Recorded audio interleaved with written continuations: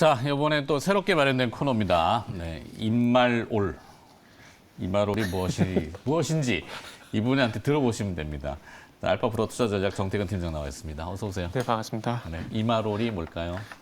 저도 모릅니다, 사실. 이것을 말아 올려? 네, 이겁니다. 자, 지금 주가가 떨어지는 기업이 있잖아요. 네. 분명히 뭐 나름의 이유도 있지만 다시 반전할 수 있는 가능성은 없을까 이런 네. 생각도 있는데 지금 하락하는 기업들 보면 뭐 그 시류에 따라서 모멘텀으로 급등했던 기업들이 이제 급등락 이렇게 하는 거잖아요. 네. 아베 총리가 피살됐다니까 모나미가 갑자기 지난주 금요일 날 급등을 했다가 네. 황당하죠, 사실은. 모나미하고 아베 총리하고 뭐 이게 국수주의 애국 테마 뭐 한때는 네네. 있었어요. 네. 근데 이제 좀 이건 좀 과하다. 네. 오늘 그렇죠. 주가 하락하는 항상 거고. 테마가 그렇잖아요. 그렇죠. 네. 공구먼도 오늘 주가가 네. 10% 하락하고 있는데 뭐 이런 것들 좀 베뉴지 뭐 이런 것들 하락하고 있어요. 이게 지금 지난주에 코스닥 쪽을 보게 되니까 무상증자 이슈가 있던 종목들이 다 하락을 하더라고요. 네. 이거 말고도 신진SM 같은 경우도 마찬가지로 하락이 나왔고 K옥션 같은 경우도 하락이 나왔는데, 그러니까 저는 이게 좀 경각심. 신진SM은 급등이 나요? 오늘 급등 나옵니까? 네, 무상증자 검토 소식에 또 급등이에요. 이게 급락했다가 급등하고 네. 막 냉탕 온탕인데 저런 포인트를 조금 봐주시면 저렇게 떨어지는 기업들 중에. 네, 일단은 지금 화면에 보시면 이런 기업들인데, 그리고 일단 공구먼을 얘기할까 아니면은 그 지금 화면에 나가는 기업들을 말씀드려야 되나요? 뭐 그거는 예. 하시고 싶은 대로. 예, 알겠습니다. 일단은 공구먼부터 말씀드릴게요. 네. 그 일단은 그 지난주 금요일도 그렇고 오늘도 그렇고 이렇게 급등락이 좀 반복이 되고 있는 상황인데, 그러니까 결론적으로 저는 경각심 차원에서 일단은 공구먼을 좀 말씀을 좀 드리고 싶어요. 왜냐하면은 투자자 입장에서는 이 무상증자가 그렇게 결코 좋은 건 아닙니다. 기업 입장에서는 좋은 게 맞지만 투자자 입장에서 결코 좋은 건 아니거든요. 이 무상증자가 이렇게 자칫 오해를 좀 하시는 것들이, 저도 이렇게 무상증자 얘기를 하다 보면 댓글이 가끔씩 달리는데 좋은 건데 왜 그러냐 이렇게 댓글이 좀 달리는데 좋은 게 절대 아니거든요. 그러니까 뭐 단순히 절대 좋은 건 아니에요라고 하기도 뭐하고 그냥 그런 거예요라고 할 수 있죠. 네, 일단 뭐 저는 그렇게 좀 생각을 하다 보니까, 근데 좀 저는 그렇게 많이 좋아하지 않다 보니까 좀 아니 극단적인 왜냐하면 이제 표현을- 무상증자 이번 주에 권리락이 대부분 좀 많을 겁니다. 네, 무상증자를 현재 가격에서 주식을 500% 무상증자한다고 네네. 해갖고 다섯 줄은 주는 건 맞는데 현재 가격이 그대로 되는 게 아니라 권리락 하잖아요. 그렇죠. 네. 그만큼의 저기로. 네, 가격이 다운이 되잖아요. 근데 가격이 빠르게 회복을 하면은 그거는 이제 네. 땡큐지만 회복을 못하고 그 자리에 있으면은 뭐 그냥 그런 거지. 그렇죠. 그래서 근데 대부분의 종목들이 회복을 못하는 경우가 대부분이지 근데 않습니까? 이번에 보면은 이제 권리락 이후에 또 주가가 싸 보이는 착시 효과가 네네. 있어서 그 주가가 다시 또 오르는 경우도 왕왕 있었어요. 노토스가 좀 있었고. 근데 그건 단기 변동성으로 보는 게 맞지 않겠습니까? 개인적으로 그러니까 무상증자 액면 분할을 포함한 무상증자를 해가지고 주가가 이후에 다 갔던 종목들이 3개 정도가 있습니다. 근데 그 3개 정도를 감히 말씀드리지만 혹시 아신다라면은 무상증자 관련 종목을 건드려도 상관없습니다. 그런데 이 노토스 이전에 무상증자한 기업들을 한번 검토를 해보게 되면 가까운 일이 휴젤이거든요. 휴젤 같은 경우도 무상증자를 3대 1인가요? 하고 난 이후에 한 6개월, 1년 동안 주가가 이렇게 좋지가 않았습니다. 자, 그러면은 네. 일단은 뭐 이 공구음원에 대해서 만약에 매수를 한다. 네. 가격적으로 지금 하락했기 때문에 점수를 준다면은 1점에서 10점까지. 죄송하지만 저는 빵점입니다. 빵점입니다. 빵점이 우리가 표시가 되나요? 네. 병이 되나요? 네. 뭐 된답니다. 1점이라고 하겠습니다. 1점? 1점이 네. 나와야 되니까. 신규 매수 금지는 아니고 뭐라고 해야 되냐. 하여튼 정태근 자제. 팀장의 뭐 개인적인 네네. 생각입니다. 네, 하여튼 뭐 제 개인적인 생각을 네. 그래서 저는 그럴 수 그렇게 있어요. 네. 좋지가 않다 보니 저는 그렇게 이유는 지금 이제 설명해 주시는 네네. 거죠.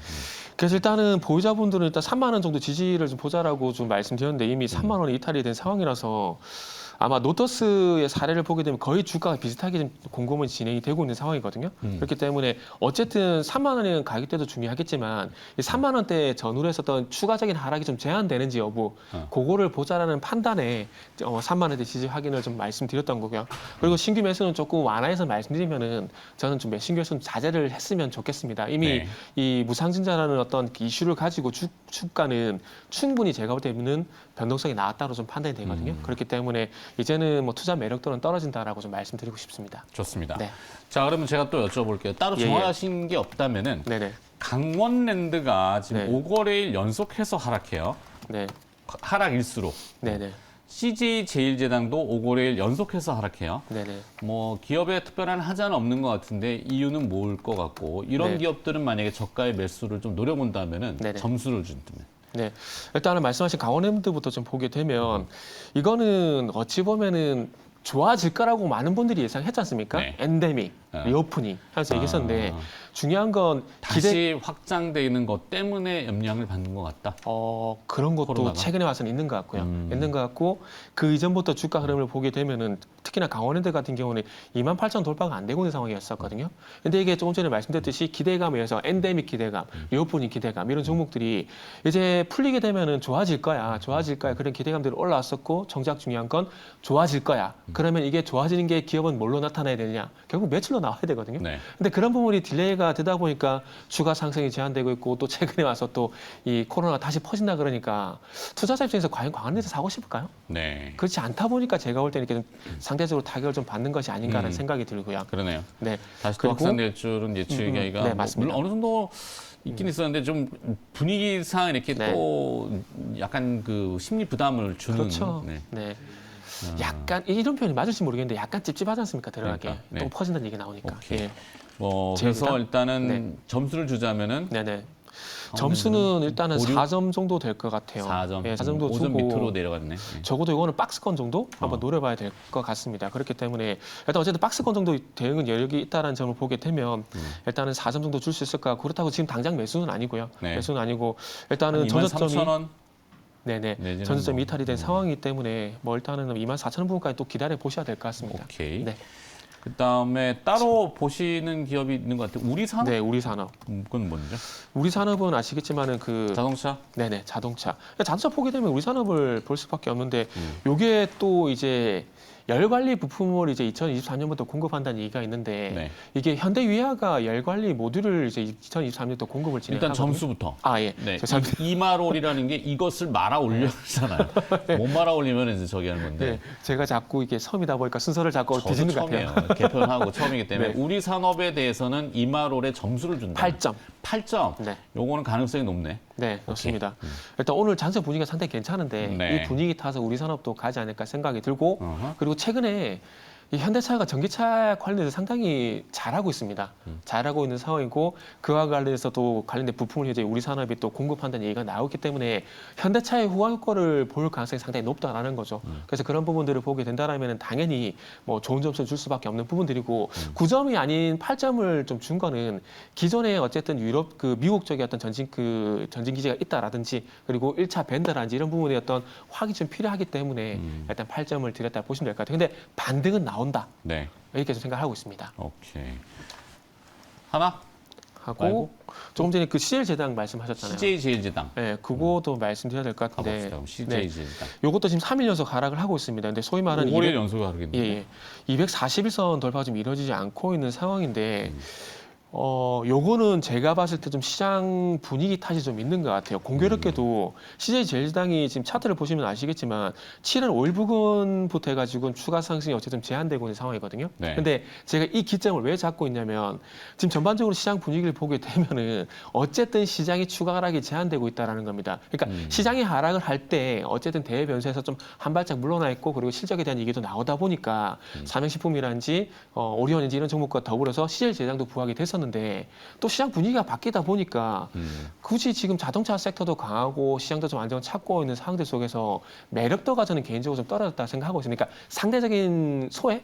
그러니까 자동차라든지 시장이 좀 반등이 나서게 되고 자동차 업종이라든지 대형주가 좀 강세를 보이다 보니까 다시 이쪽으로 좀 부각이 되고 있는 상황이고 그러다 보니까 이 CL제일제당 같은 음식료 섹터 같은 경우는 또 상대적으로 좀 소외가 되는 그런 현상이 나오다 보니까 제가 볼 때는 이런 현상이 나오는 것이 아닌가 생각이 드는데 네. 어쨌든 이게 좀 지나가게 되면은 제가 봤을 때는 다시 한번 또 반등이 나오지 않을까? 뭐 그런 말씀을 좀 드리고 싶네요. 네네. CJ제일제당. 그렇죠. 이것도 점수 말씀드려야 되나요? 뭐 굳이 주신다면 뭐 일단 5점이랑 10점 예. 만점에 5점이 네. 허리잖아요. 허리 위냐 아래냐에 따라 가능성을 좀 보는데 네네. 뭐 요거는 6점 정도. 6점. 네네. 그래도 가능성은 좀 있네. 네네. 또 단순히 시장 영향이라고 좀 보게 되면은 어. 매력도는 여전하다고 봐야 될 것 같습니다. 오케이. 그리고 또 안에서 뭐 요청 종목이 왔는데 뭐 네. 뭐였죠? 하나투어. 하나투어. 하나투어 좀 봐달래요. 하나투어는 강원랜드랑 똑같이 봐야 안 되겠습니까? 그 리오프닝에서 이제 뭐 여행, 네네. 네, 뭐 이 뭐죠 그 휴가 시즌하고는 조금 별개로. 지금 이게 지금 하나투어 모두 투어 볼 때는 저는 하나투어는 아웃바운드, 모두 투어는 인바운드 쪽으로 보는데 지금 모르겠어요. 해외 쪽으로 관광객이 많다는 얘기가 많이 나오고 있지 않습니까? 근데 거기에 대한 수혜를 지금 전혀 못 보고 있는 상황입니다. 전혀 못 보고 있는 상황이고 이게 참 좀 과도하다 싶을 정도 주가가 하락을 하는데 솔직히 말씀드리면 뚜렷하게 이렇게까지 과도하게 하락이 나오는 부분들은 지금 저도 좀 파악이 안 돼요. 그러니까 지금 그래서 제가 강원랜드 얘기를 좀 꺼낸 부분들이 있는데 그 이전부터 지금 뭐 하나투어 같은 경우에는 4월 달부터 좀 급격하게 좀 하락하고 있는 부분들이 있기 때문에 아마 기업 자체적인 문제가 좀 있는 것 같아요. 자체적인 문제가 있는 것 같다고 좀 보고 어떤 전체적인 맥락에서는 뭐 강원랜드와 좀 비슷한 관점에서 봐야 되겠지만 좀 디테일하게 들어가게 되면은 종목 자체적 문제가 좀 있는 것 같습니다. 그래서 이런 부분들이 뭐 디테일하게 보면 단적인 차이가 흑자냐 적자냐 뭐 이런 차이가 좀 있는데 아마 하나투어는 그런 부분들이 제가 봤을 때 문제가 되는 것 같습니다. 그렇기 때문에 투자된 매력도는 좀 낮다라고 좀 판단이 들고 그러다 보니까 아무래도 이건 2점, 3점 강원랜드와 좀 달리 그렇게 점수를 좀 박하게 좀 드릴 수밖에 없다라고 말씀 좀 드려야 될 것 같아요. 좋아요. 자, 또 지금 하락하는 기업 중에 눈에 네네. 띄는 거는 대형주 하나 보면 LG화학이 좀 떨어지거든요. 네네. 그러니까 주가가 이렇게 떨어지면은 시청하시는 분들도 보유 네네. 주식일 경우에 궁금하단 말이에요. 이거 네네. 왜 떨어지지? 어떻게 해야 되지? 물론 지금 종목 상담 시간은 아닌데 그래도 뭐 궁금하니까 네네. 정태근 팀장의 어떤 생각을 좀 알아보기 위해서 그다음에 자 네. 점수를 조금 주자는. 저는 LG화학 같은 경우 점수를 주자면은 저는 이 종목 같은 경우는 적어도 7.8점 정도는 줘도 된다라고 생각을 괜찮다. 합니다. 지금 떨어져도 예. 뭐 크게 걱정할 건 아니다. 네네. 지금 오늘 보게 되면 3.5% 이게 되게 커 보일 수 있습니다. 왜냐하면은 오른 게 없거든요. 오른 게 없기 때문에 3% 되게 크게 볼 수가 있습니다. 이게 어찌 보면은 LG화학 같은 경우는 이전에도 저도 좋게 말씀드렸던 부분들이 생각외로 괜찮네? 이게 결국에는 모멘텀을 좀 봐야 되는 부분들이거든요. 그러니까 예전에 LG화학이 항상 발목을 잡았던 것들이 잘 알고 계시겠지만 여기 항상 배터리 사업 부분입니다. 배터리 사업 부분인데 올해 1분기 실적을 봤을 때 뚜껑을 열어보게 되니까 분사를 하더라도 크게 영향이 없네. 생각보다 괜찮네. 본업이 더 잘 되고 있네.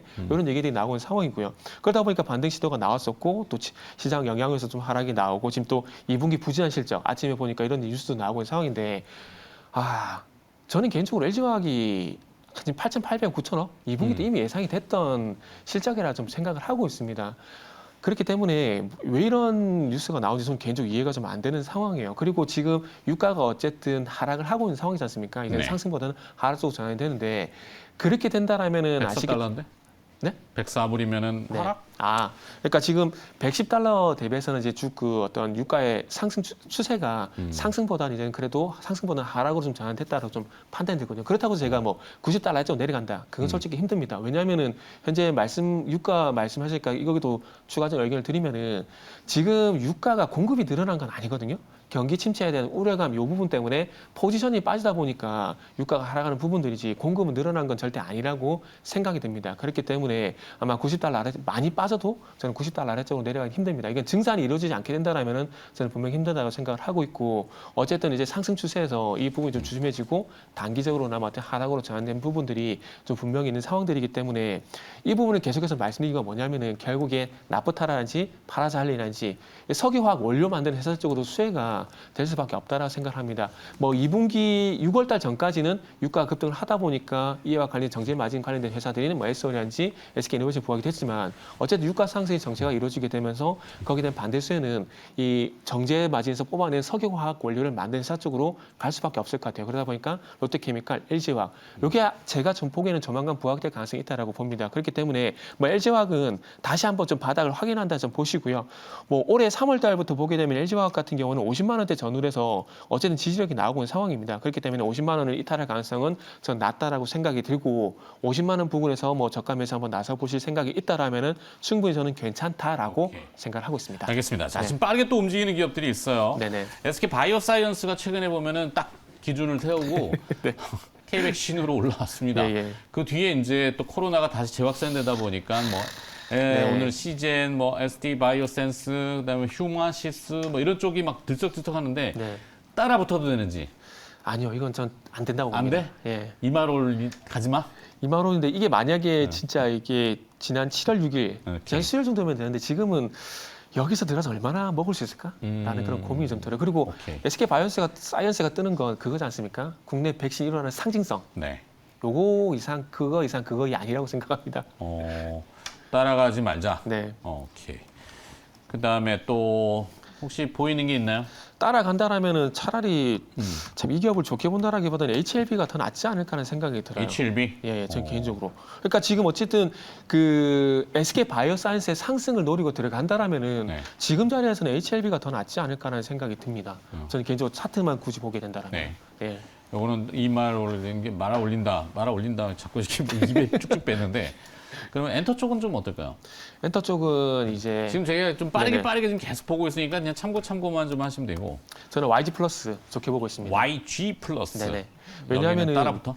네, 요거는 따라붙어도 된다고 생각합니다. 이거 오일선과 이격 소정만 마무리되면은 상승이 또 2차 선이 나오지 않을까 생각이 들거든요. 오케이. 왜냐하면은 얘기했잖아요. 네. 예, 왜냐하면은 지금 어쨌든 블랙핑크가 컴백을 하지 않습니까? 근데 네. 단순히 컴백한다라는 게 아니라 컴백하게 되면서 지금 앨범 판매량이 뭐 150만 장에서 많게는 200만 장 정도 이게 나오는 상황이거든요. 그렇죠. 근데 YG 플러스가 이 YG 엔터의 음반 유통을 담당을 하고 있습니다. 그러면 음반 부분만 주목을 해보게 된다라면은 당연히 YG 플러스를 볼 수밖에 없는 거죠. 그러다 보니까 변동성이 YG 엔터보다는 아무래도 YG 플러스 쪽으로 시세가 좀 더 강하게 나오는 것이 아닌가 저는 그렇게 말씀을 드리고 싶고 점수를 주자면은 요것도 8점 이렇게 드리도록 오케이. 하겠습니다.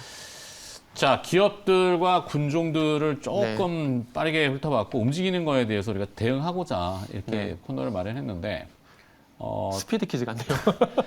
첫날이라서 조금 부산스러울 수도 있는데 네네. 일단은 계속 좀 다듬어 나가야 될 것 같고 네네. 시장을 보는 입장에서는 느낌은 좀 오늘 어때요?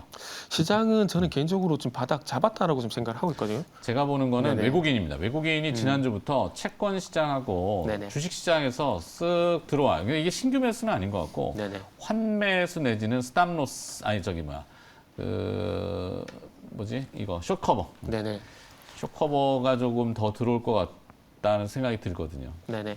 그리고 저는 개인적으로 그 지난달 6월달 하락을 할 때 그래도 조금 긍정적으로 봤던 부분들이 어쨌든 전반적으로 채권 금리를 좀 말씀드릴 수밖에 없는데 우리가 항상 시장 우려를 할 때 긴축 얘기 나오게 되고 경기 침체 우려 얘기를 할 때 보면은 이 장기채보다는 단기채 금리가 많이 올라가는 현상들이 좀 있었거든요. 그런데 최근에 어쨌든 시장이 안 좋고 금리가 올라갔었지만은 그래도 장기채 금리가 좀 더 우위 상태에 있었다라는 겁니다. 이거는 금리 상승기에 보편적으로 일어날 수밖에 없는 현상들이 어제 나타났다라는 거죠. 그렇기 때문에 이게 전혀 나쁘게 볼 필요는 없지 않을까라는 그런 생각을 좀 해봤었고 빨리 바닥을 잡았으면 좋겠다 생각을 했었는데 뭐 네. 예상외로 조금 2,300포인트 보면서 바닥을 잡았다 생각이 들고 코스피가 네 항상 말씀드리지만은 그 이전에도 한번 말씀드렸어요. 경기 침체 우려. 지금은 경기 침체가 된 게 아니라 걱정인 겁니다. 2015년 8월 달에 중국의 경기 침체 우려 때문에 똑같이 급락했던 경험들을 말씀했던 부분들이 있는데 그거처럼 걱정이기 때문에 이 걱정은 선반영이 되게 되면은 일단은 주가는 지수는 바닥 잡거든요. 그래서 저는 단기 어쨌든 바닥. 네네. 그래서 반등은 쉽지 않을 겁니다. 요거는 다른 방송에서 말씀드렸는데 반등 쉽지 않습니다. 단지 다른 방송 얘기한 건 굳이 뭐 얘기할 필요 없어요. 예. 그래서 굳이 말씀드리면은 적어도 바닥은 잡았지만 이게 V자 반등은 나온다. 그건 좀 무리가 있다는 점만 염두에 두시면 좋을 것 같아요. 네. 그래요. 이게 이제 생각해 보시면 그럴 거야. 아마 시간차들이 지금 생기고 네네. 있어요. 뭐 지표들을 뭔가 이렇게 하여튼 얘기가 길어질까봐 시간차가 네. 있는데 조금 다운되는 거는 피할 수는 없을 것 같다 생각이 좀 들고 그 전에 이제 중간중간 주가가 선제적으로 조정받았다가 들어올렸다가 또 뭐 이런 식으로 지금 시장 분위기 보게 되면은 뭐 저는 종목별 등락 현황을 좀 말씀드리고 싶은데 네. 상승 종목수가 790 종목이고 하락 종목수가 563 종목입니다. 이게 코스닥 기준입니다.